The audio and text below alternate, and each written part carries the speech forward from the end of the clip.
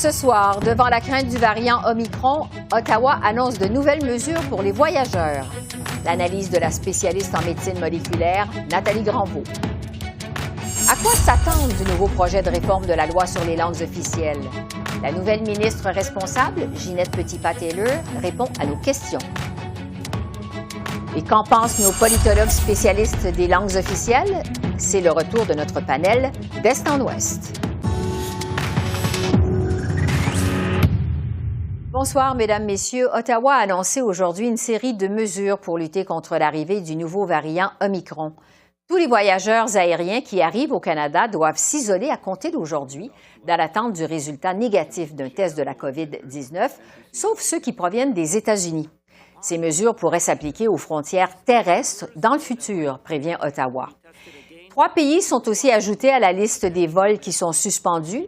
Les ressortissants étrangers qui ont voyagé au Nigeria, au Malawi et en Égypte au cours des 14 derniers jours ne sont plus autorisés à entrer au Canada. Ottawa a aussi demandé l'avis de ses experts pour savoir si une 3e dose de vaccin permettrait de mieux lutter contre le nouveau variant Omicron. On demande au Comité canadien national sur l'immunité, sur l'immunisation, ce qu'on appelle le NACI en anglais, de fournir rapidement au gouvernement canadien des directives à jour sur l'utilité des doses de rappel dans le contexte actuel du nouveau variant Omicron. Nathalie Granvaux est professeure en biochimie et médecine moléculaire à l'Université de Montréal. Bonsoir, Nathalie. Bonsoir. Alors, on vous retrouve encore ce soir parce qu'il y a des nouvelles mesures qui sont décrétées à la suite de l'arrivée du variant Omicron.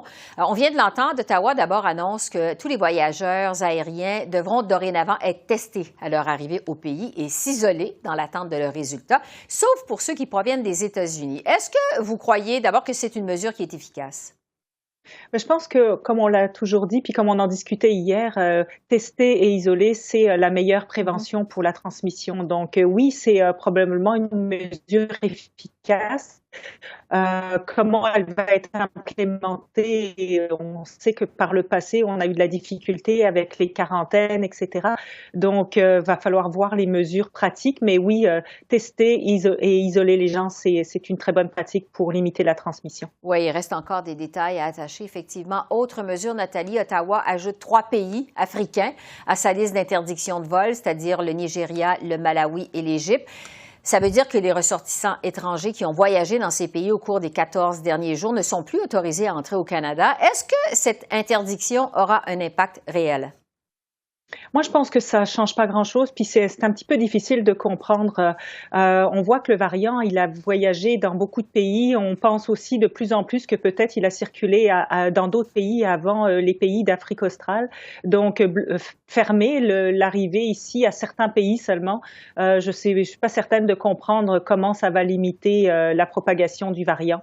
Mais je pense pas que ce soit une mesure très, très efficace. Oui, parce qu'on apprenait justement aujourd'hui que le variant Omicron circulait aux Pays-Bas avant que l'Afrique du Sud, finalement, signale sa présence. Ottawa a aussi demandé l'avis du Conseil national sur l'immunisation pour savoir si l'administration d'une 3e dose du vaccin, ce qu'on appelle la dose de rappel, pourrait aider à lutter contre le nouveau variant. Est-ce que ça pourrait justement être un outil efficace selon vous? Est-ce qu'on devrait accélérer l'administration de la 3e dose? Je pense que ça va surtout dépendre des résultats qu'on va avoir par rapport à l'efficacité des vaccins contre le variant Omicron. Si ce qu'on n'envisage pas, c'est qu'il y ait une perte totale de l'immunité. Donc, si jamais il y a au moins une partie de l'immunité qui est maintenue, effectivement, la 3e dose qui a été montrée pour vraiment booster, pour amplifier la protection, sera certainement une mesure efficace. Mais pour l'instant, on reste dans le doute de ce qui se passe entre le vaccin et la protection contre Omicron. Donc, c'est un petit peu tôt pour faire une analyse. Je pense que les 2 prochaines semaines vont nous dire vraiment si cette 3e dose pourra vraiment aider dans le cas d'Omicron. Oui, parlant d'informations peut-être prématurées, autre nouvelle qu'on apprenait aujourd'hui, c'est le PDG de Moderna qui soutient que les vaccins existants contre la COVID-19 sont moins efficaces contre le variant Omicron ou vont être moins efficaces contre le variant Omicron et que ça va prendre plusieurs mois pour mettre au point un nouveau vaccin. Est-ce que c'est trop tôt pour faire une telle affirmation? Ben, je ne sais pas quelles données il a entre les mains, mais effectivement, s'il a des données, je pense que l'utilité publique serait de partager les données plutôt que de faire des affirmations de ce genre gratuitement, si je peux dire. Donc, moi, j'attendrai les données. Elles vont venir très rapidement. Il y a beaucoup de laboratoires indépendants, des compagnies pharmaceutiques qui sont sur le cas de cette analyse.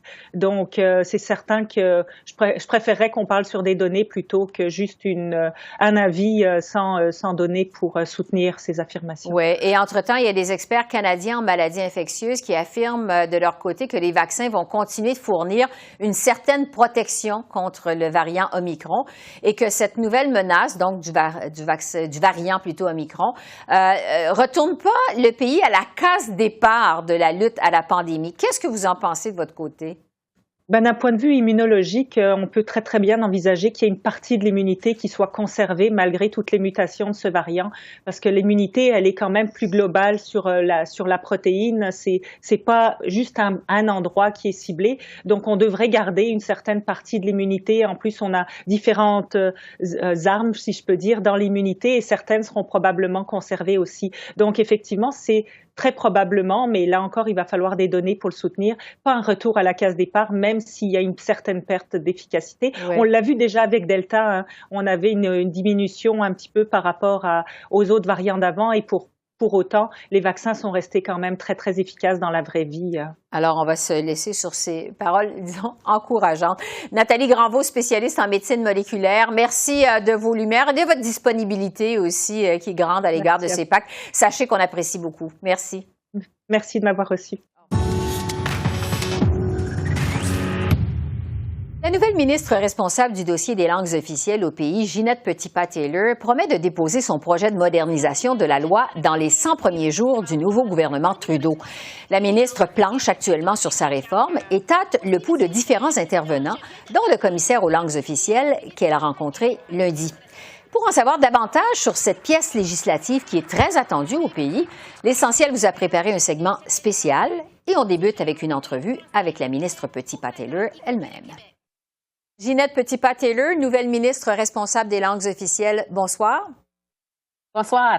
Vous êtes la première ministre des langues officielles du Canada d'origine acadienne. Vous avez donc évolué dans un milieu minoritaire toute votre vie. Est-ce que vous arrivez dans ce ministère avec un éclairage différent de vos prédécesseurs? C'est fort probable. C'est ça, il y a quelques semaines que j'ai appris que, oui, effectivement, que j'étais la première ministre acadienne qui détient le poste responsable des langues officielles. Et puis, en tant qu'Acadienne qui vit en communauté, en situation linguistique au niveau minoritaire, je comprends très bien les enjeux. Et puis, c'est sûr aussi que je reconnais que le déclin existe au Canada pour la langue française. C'est quelque chose que je vis régulièrement. Ça fait que pour moi, c'est sûr, en venant avec ces responsabilités de ministre responsable pour les langues officielles, c'est sûr que j'amène mon cheminement au ministère. Ouais. La modernisation des langues officielles, bon, vous dites que c'est une priorité absolue pour vous, pour votre gouvernement. D'ailleurs, vous avez promis de déposer un projet de réforme dans les 100 premiers jours de votre mandat.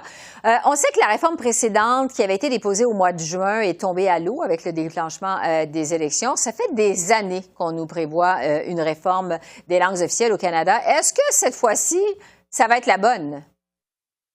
Savais-tu, je pense que c'est à cause de ça. Quand j'ai rencontré le premier ministre, quand il m'a demandé d'assumer ses responsabilités, il l'a dit clairement que pour lui, le redépôt du projet de loi était une priorité absolue pour lui, pour notre gouvernement et puis pour moi comme ministre. Ça fait qu'on veut s'assurer que notre projet de loi va rencontrer les besoins d'aujourd'hui ainsi que les besoins de l'avenir. Comme que vous l'avez bien dit, la révision de la loi sur les langues officielles, ça fait longtemps qu'elle n'a pas été révisée. Et puis, on veut faire sûr qu'on fait un bon travail, que tous les Canadiens, Canadiennes, Québécois, Québécoises pourront vraiment se reconnaître, se voir dans ce projet de loi. Fait qu'à ce temps-ci, moi, je suis vraiment en réflexion. Dès mon arrivée à ce dossier, j'ai commencé à rencontrer plusieurs intervenants, vraiment de partout autour du Canada, puisque je voulais entendre leurs impressions, leurs suggestions, leurs positions, si qu'on veut, puisque à la fin des temps, on va redéposer notre projet de loi, puis je veux m'assurer que c'est le bon projet de loi pour tout le monde. La réforme que vous aviez proposée au mois de juin dernier reconnaissait que le français et l'anglais ne sont pas à armes égales au Canada, que le français doit être davantage protégé, autant au Québec qu'ailleurs au pays. Vous dites que vous voulez favoriser l'égalité réelle entre les deux langues. Qu'est-ce que ça veut dire concrètement? Réellement, je pense qu'on reconnaît que le français, comme j'ai dit tout à l'heure, est en déclin. On n'est pas sur le même pied d'égalité quand ça vient aux deux langues, le français et l'anglais. Et puis, on veut s'assurer qu'on peut non seulement promouvoir, mais protéger la langue française.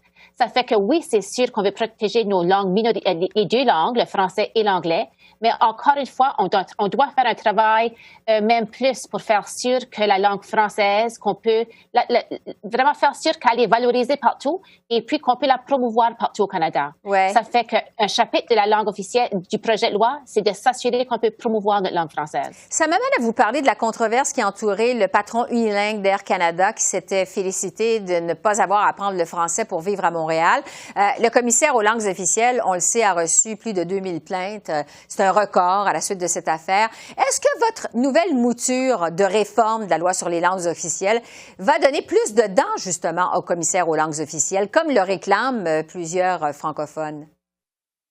Je dois vous dire, quelques semaines passées, quand j'ai entendu les propos du PDG de Air Canada, j'étais vraiment choquée. Et puis, tous les francophones, les Québécois devraient être choqués, puis vraiment insultés par les propos du PDG.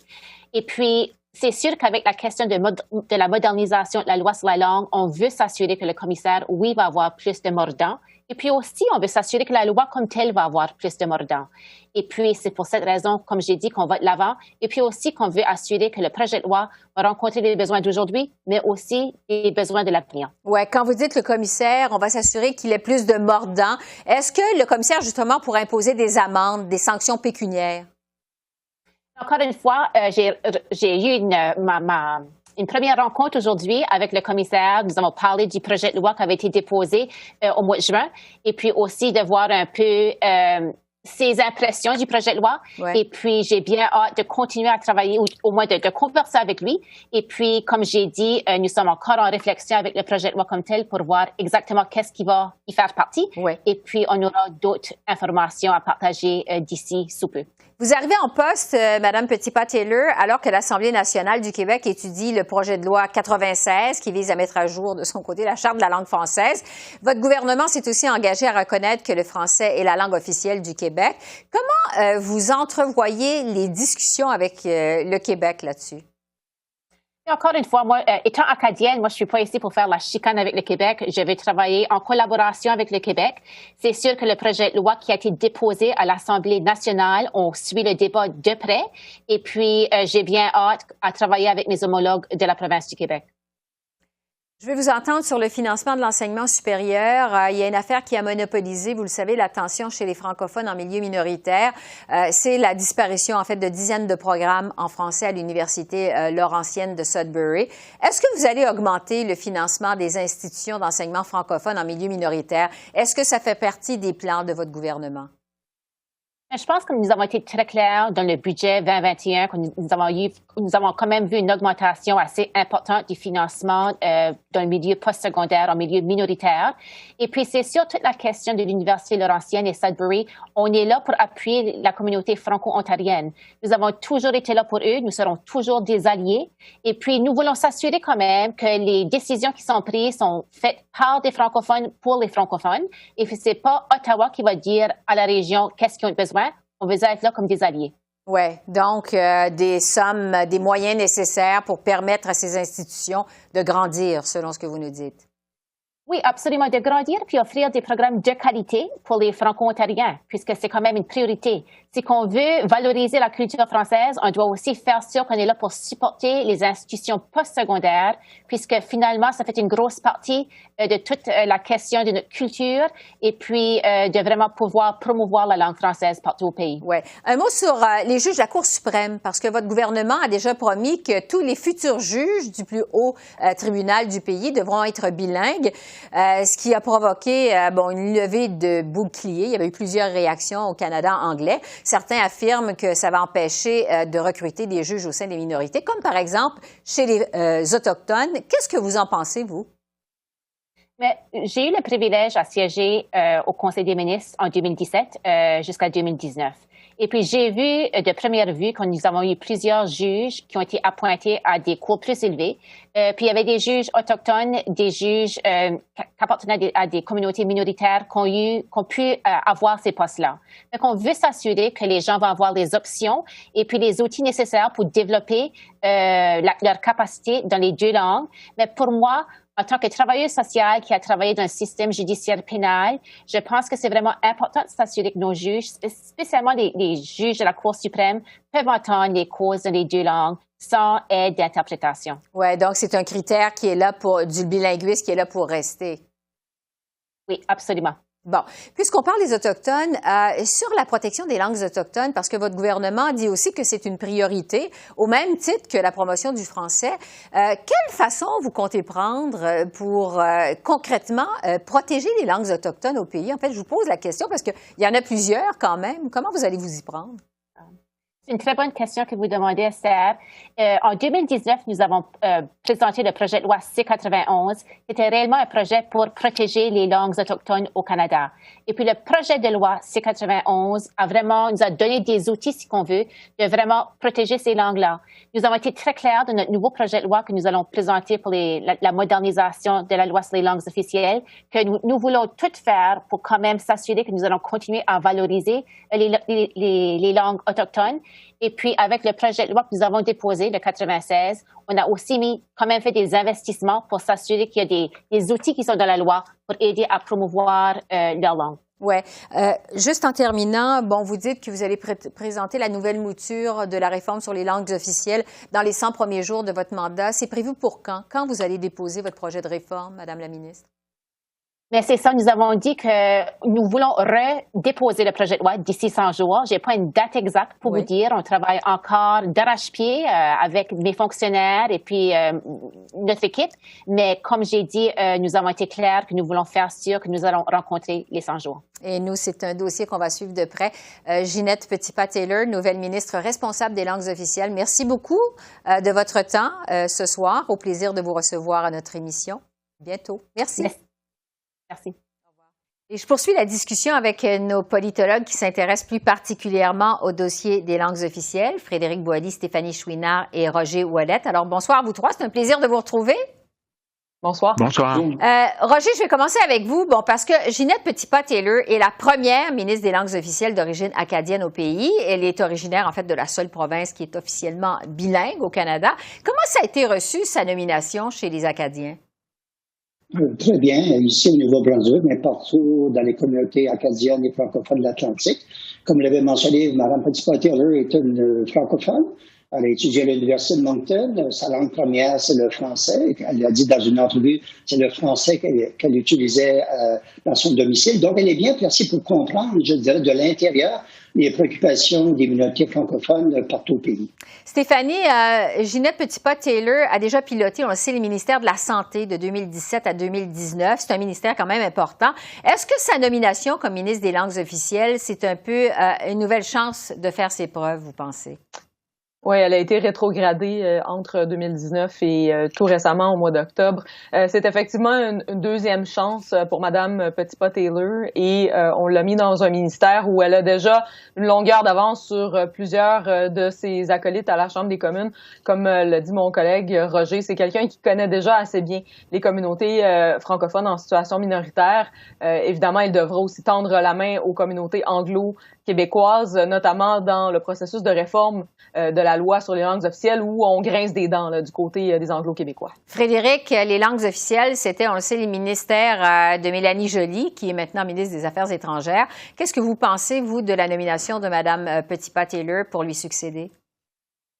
C'est une bonne nomination parce qu'à partir du moment où Justin Trudeau voulait avoir un vent de renouveau aux affaires étrangères et amener Mélanie Joly de ce côté-là, il en demeure pas moins qu'il lui fallait une figure quand même respectée auprès des communautés francophones au Canada. Et c'est le cas, comme l'a mentionné Roger Ouellette, du côté évidemment du Nouveau-Brunswick. Mais c'est une nomination qui s'inscrit quand même dans une tendance pense, pour le gouvernement libéral de réformer cette fameuse loi. Et de ce point de vue-là, je pense que c'est une nomination qui se justifie, même si on aurait pu peut-être vouloir avoir une certaine continuité, c'est-à-dire que Mélanie Joly continue à piloter son projet de loi, mais dans le contexte actuel, je pense que ça justifie tout à fait. Bon.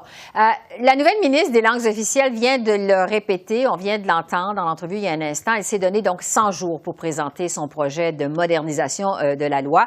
L'ancien projet, on le sait, est mort au feuilleton avec le déclenchement des élections cet été. Stéphanie, je reviens à vous. Ça fait des années, en fait, que les francophones attendent cette modernisation de la loi. Loi qui remonte, encore faut-il le rappeler, à 1969. Alors, est-ce que vous pensez que cette fois-ci, ça va être la bonne? Il faudrait que ce soit la bonne. C'est déjà c'est 2 élections, 2 discours du trône où on nous promet la modernisation de la loi. Les consultations avaient été entamées en 2018, donc l'année avant qu'on fête le 50e anniversaire de la première itération de la loi. Et donc, sur l'enjeu des langues officielles, c'est un peu la crédibilité du gouvernement Trudeau qui est dans la balance là, de l'adoption de ce projet de loi-là, qu'il soit dans la version qu'on a vue en juin dernier et qui est morte au feuilleton, ou dans une version renforcée. Et ça, c'est la question qui se pose, je pense. Est-ce que Mme Petitpas-Taylor va vouloir mettre un peu le projet de loi à sa main avant de le redéposer à la Chambre des communes? Oui. Et Frédéric, bon, le fait que le projet de loi sur la modernisation des langues officielles, ça se trouve pas finalement dans les 4 projets de loi prioritaires que les libéraux veulent faire adopter d'ici Noël. Quel message ça envoie, selon vous? D'abord, les 4 projets de loi qui ont été annoncés, c'est pas des projets de loi qui sont quand même majeurs. Donc, on a l'impression qu'on est dans une espèce de session législative qui est un peu là, comme on le voit au hockey, une pré-saison avant la véritable saison qui va être à l'hiver. Et que par conséquent, aussi bien que ce projet de loi sur la modernisation de la loi sur les langues officielles soit présenté plus tard, quitte à ce que, moi, je verrais pas grand problème qu'on dépense le fameux 100 jours. Ça devient comme une espèce de marque de commerce. En 100 jours, une nouvelle loi adoptée. C'est vrai qu'on attend depuis longtemps, mais que ce soit 110 ou 120 jours, moi, je ne verrais pas grand problème. Il ne faut pas que ce soit 1000 jours. Oui, c'est ça. Parce qu'à quelques jours près, ça ne fait plus vraiment de différence quand on attend depuis aussi longtemps. Roger, votre avis là-dessus, qu'est-ce que vous en pensez? Je suis tout à fait d'accord. Ce qui est important, c'est de déposer le projet de loi assez rapidement, donc peut-être au début de l'hiver, mais ça sera en première lecture. Deuxième lecture, il y a en comité, et je pense qu'il y a des gens au niveau du milieu associatif des minorités francophones aimeraient peut-être une bonification du projet de loi. Donc, ça sera très important de prendre le temps d'examiner le projet de loi article par article au niveau du comité. Oui. Je veux maintenant vous entendre sur le rôle du commissaire aux langues officielles. Madame Petitpas-Taylor a eu une rencontre avec Raymond Théberge pas plus tard que lundi pour discuter de la réforme.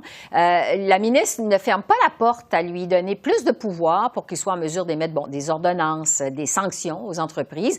On sait que l'ancien projet de loi libéral prévoyait pas de sanctions pécuniaires. Stéphanie, pourquoi c'est important ces pouvoirs accrus, selon vous? C'est surtout pour que les mauvais élèves, en vertu de la loi sur les langues officielles, aient dans leur propre intérêt de voir à leurs problèmes. Et pas plus tard qu'il y a quelques semaines, on avait l'affaire Air Canada, la Xème affaire Air Canada en matière de langues officielles, si je peux dire, qui a éclaté au grand jour avec la question du PDG Michael Rousseau qui, de toute évidence, ne parlait pas français. Donc Air Canada, c'est souvent utilisé comme un cas de figure, justement, du manque de pouvoir du commissariat aux langues officielles en matière de forcer la main aux mauvais élèves, aux ministères, aux agences et aux tierces parties qui sont tenus de respecter la loi sur les langues officielles. Donc, de ce côté-là, c'est certain que M. Théberge a un beau cas de figure pour demander à la ministre de réviser, encore une fois, ses propres pouvoirs. Oui. Roger, est-ce que vous pensez, de votre côté, que ça permettrait justement d'améliorer les services en français dans le pays? Ce qui est important, c'est l'application de la loi. Donc, on a une loi qu'on veut moderniser, mais à la fin de la journée, souvent, la loi n'est pas vraiment appliquée. La mise en œuvre est problématique. Et il y a des mesures dans le projet de loi. On pourrait y revenir tout à l'heure, mais il y a des inquiétudes de ce côté-là. Exemple, oui, les fonctionnaires ont le droit de travailler en français dans les 2 langues officielles à Ottawa, mais on sait très bien qu'une carrière de haut fonctionnaire est surtout en anglais. Frédéric, Stéphanie en parlait il y a un instant, la controverse qui a entouré évidemment le patron unilingue anglophone d'Air Canada a mis en lumière finalement les pouvoirs limités du commissaire aux langues officielles. Qu'est-ce que vous espérez de votre côté de la nouvelle loi à l'égard du commissaire aux langues officielles? Oui, c'est vrai qu'on peut espérer qu'il y ait davantage de mordants dans la loi et peut-être une ouverture, effectivement, pour donner un peu plus de pouvoir au commissaire et donc d'avoir une possibilité de certaines, disons, amendes ou des, disons, dispositions qui iraient dans cette direction. Sauf que c'est toute la question de l'opérationnalisation aussi. Mm-hmm. Si on va vers cette direction, ben, comment on va faire pour opérationnaliser ça? Et l'autre élément, est-ce que ça n'aura pas non plus peut-être un effet négatif en peut-être judiciarisant les choses aussi? Et ça pourrait être finalement au détriment même des communautés francophones ultimement, parce qu'on se retrouve dans un processus qui est judiciaire et par conséquent, qui dit processus judiciaire dit aussi parfois des luttes devant les tribunaux, ce qui n'est pas toujours souhaitable. Oui, et ça peut compliquer les choses, en effet. Le temps file. Sur le financement de l'enseignement supérieur, une affaire qui a bouleversé les francophones en milieu minoritaire, c'était évidemment les compressions à l'Université Laurentienne. On en a parlé d'ailleurs ensemble dans le passé à ce panel. Stéphanie, la ministre vient de reparler, en fait, de rappeler, je devrais dire, en entrevue, la promesse des libéraux en campagne électorale, c'est-à-dire d'investir 40 millions de dollars de plus par année dans les universités en milieu minoritaire. Est-ce que ça va faire une réelle différence, selon vous? C'est certain que le financement supplémentaire va être bien accueilli par les institutions postsecondaires en situation minoritaire, mais il faudra s'assurer du point de vue du fédéral que ça ne dédouane pas les provinces, hein, parce que l'éducation postsecondaire, ça demande une compétence provinciale à la base, et si le fédéral octroie plus de fonds, mais qu'en contrepartie, on voit un retrait de la part des provinces auprès de ces mêmes institutions-là, on revient à la case départ. Donc, bravo au gouvernement fédéral de mettre l'argent là où il pense qu'il y a des besoins, et il y en a très certainement ici en Ontario, en Alberta, au Nouveau-Brunswick et ailleurs, mais il faudra aussi s'asseoir avec les gouvernements provinciaux pour s'assurer qu'eux aussi vont rester à la table. Roger, il y a plusieurs autres priorités, évidemment, pour les francophones au pays. Je pense entre autres à l'immigration. Qu'est-ce que vous aimeriez, vous, voir dans cette nouvelle mouture du projet de loi de la ministre? Tout d'abord, la reddition des comptes est importante et il faudrait que le Conseil du Trésor, c'est pas tout à fait clair dans le projet de loi, soit véritablement responsable de cette reddition des comptes. Et les fameuses mesures positives dans la partie 7 de la loi, c'est plutôt vague. Premièrement, qu'est-ce que ça veut dire ces mesures-là? Lorsqu'on va devant les tribunaux, c'est difficile à interpréter. Et pour le Nouveau-Brunswick, on est une province officiellement bilingue, comme c'est mentionné dans le projet de loi. Et certains voudraient que la loi s'applique sur l'ensemble du territoire du Nouveau-Brunswick, comme la loi provinciale, et non pas simplement là où le nombre le justifie. Frédéric, il nous reste 30 secondes. Le mot de la fin. Qu'est-ce que vous espérez, vous, par rapport à cette réforme de votre côté? La langue de travail, on a beaucoup parlé de la loi en elle-même, mais aussi certains ont fait remarquer qu'il peut y avoir une pénurie de personnel bilingue, notamment la haute administration, les sous-ministres adjoints, superviseurs de toutes sortes, et ça fait en sorte, et ça on le voit bien dans les milieux francophones hors Québec, que lorsqu'il n'y a pas justement assez de personnel bilingue, ben ça fait en sorte que les réunions se passent tout simplement en anglais, même si on a 9 francophones sur 10. Oui. Alors, la réponse à toutes nos interrogations, vraisemblablement dans moins de 100 jours. Alors, on verra et on aura très certainement l'occasion de s'en reparler. Stéphanie, Roger, Frédéric, merci beaucoup et je vous retrouve mardi prochain. Merci. Merci à vous. Au revoir. Alors voilà, c'est comme ça qu'on a vu l'essentiel de l'actualité de ce mardi 30 novembre sur la colline parlementaire à Ottawa. Esther Bégin qui vous remercie d'être à l'antenne de CEPAC, la chaîne d'affaires publiques par câble. Je vous souhaite une excellente fin de soirée et je vous dis à demain. Au revoir.